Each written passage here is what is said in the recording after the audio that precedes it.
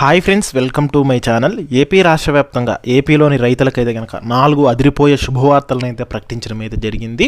అలాగే పథకాలకు సంబంధించిన నిధులు కూడా అయితే విడుదల చేస్తున్నారు. దాదాపుగా 2 పథకాల డబ్బులు కూడా అయితే విడుదల చేస్తున్నారు. సో 2,000 రూపాయలు 4,000 రూపాయలు అనేది అయితే కనుక వారి బ్యాంక్ ఖాతాలకు జమ అయితే అవుతుంది.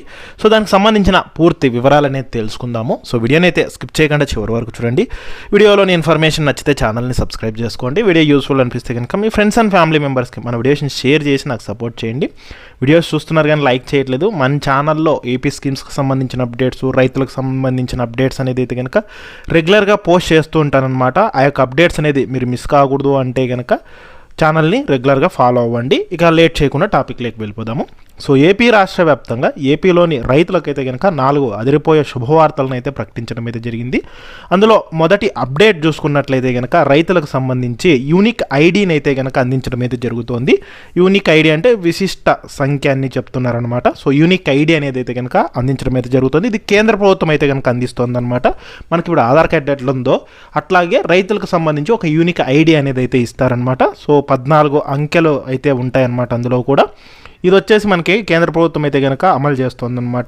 సొంత భూమి కలిగిన ప్రతి రైతు పాస్ పుస్తకం నకలు కానివ్వండి, అలాగే 1B ఏదో ఒకటి జెరాక్స్ అనేది తీసుకొని వెళ్లాల్సి ఉంటుంది. దీంతోపాటు ఆధార్ కార్డుకు లింక్ అయినటువంటి మొబైల్ నెంబర్ అనేది అయితే ఇస్తే రైతు సేవా కేంద్రాల్లోని సిబ్బంది అయితే కనుక మీకు ఆ యొక్క రిజిస్టర్ అయితే చేసి ఇవ్వడం అయితే జరుగుతుంది. ఆ యూనిక్ ఐడి అయితే కనుక అందించడం అయితే జరుగుతుందన్నమాట. ఒకవేళ మీరు ఈ యొక్క యూనిక్ ఐడి అనేది అయితే తీసుకోలేదు, దానివల్ల ఏమన్నా ఇబ్బందులు ఎదురవుతాయా అంటే కనుక మనకి ఈ కేంద్ర రాష్ట్ర ప్రభుత్వ పథకాలు కానివ్వండి, కార్యక్రమాలు, PM కిసాన్ పథకం కానివ్వండి, అన్నదాత సుఖీభావ పథకము, పెట్టుబడులకు సంబంధించి ఎరువుల రాయితీలు, పంటల బీమా, దిగుబడుల విక్రయాలకి అర్హతలు, పంట రుణాలు పొందేందుకు ఈ సంఖ్య తప్పనిసరి అయితే కనుక కానుందన్నమాట. అందువల్ల ఏంటంటే అంతేకాకుండా మనకి ఇప్పుడు అన్నదాత సుఖీభావ పథకము, అలాగే ఈ యొక్క PM కిసాన్ పథకానికి సంబంధించిన నిధులు కూడా జమ కావాలి అంటే కనుక ఈ యూనిక్ ఐడి అయితే కనుక ఉండాల్సి ఉంటుందన్నమాట. సో అందువల్ల మీరు ఏంటంటే ఈ యొక్క రైతు సేవా కేంద్రాల్లో అయితే కనుక మీరు వెళ్ళేసి అక్కడ అప్లై అనేది అయితే కనుక చేసుకోవాల్సి ఉంటుందన్నమాట. సో అదొక ముఖ్యమైన అప్డేట్ అనమాట. ఇక రెండవ పథకం చూసుకుంటే ఏపీలోని రైతులకైతే కనుక పంట అనేది అంటే ధాన్యాన్ని అయితే కనుక కొనుగోలు చేయడం జరుగుతుంది కదా ప్రభుత్వము. రైతుల దగ్గర నుంచి అయితే కనుక ధాన్యం అయితే కొనుగోలు చేస్తుంది.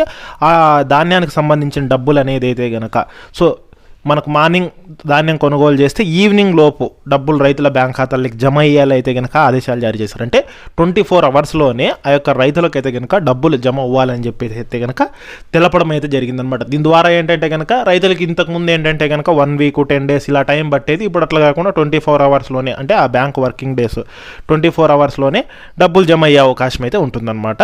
ఇక తర్వాత మూడో అప్డేట్ చూసుకున్నట్లయితే ఏపీలోని రైతులకైతే కనుక పట్టాదారు పాసు పుస్తకాలను అయితే కనుక అందించడం జరుగుతుంది. అంటే ఎక్కడైతే రీసర్వే కంప్లీట్ అయిందో ఆ యొక్క గ్రామాల్లో అయితే కనుక లోకల్ నాయకులు, తహసీల్దార్ వారు ఈ యొక్క కొత్త రాజముద్రతో ప్రింట్ అయినటువంటి పట్టాదారు పాస్ పుస్తకాలను అయితే కనుక అందజేస్తున్నారు. సో మీకు ఒకవేళ రీసర్వే ఏదైతే మీ భూమికి సంబంధించిన రీసర్వే ఏదైతే కంప్లీట్ అయినట్లుంటే కనుక మీకు ఖచ్చితంగా అయితే కనుక ఈ యొక్క పట్టాదారు పాస్ పుస్తకాన్ని అయితే కనుక అందించడం అయితే జరుగుతుంది. సో మీ ప్రాంతంలో పట్టాదారు పాస్ పుస్తకాలను ఇచ్చారా లేదనేది అయితే కనుక కింద కామెంట్లో తెలియజేయండి.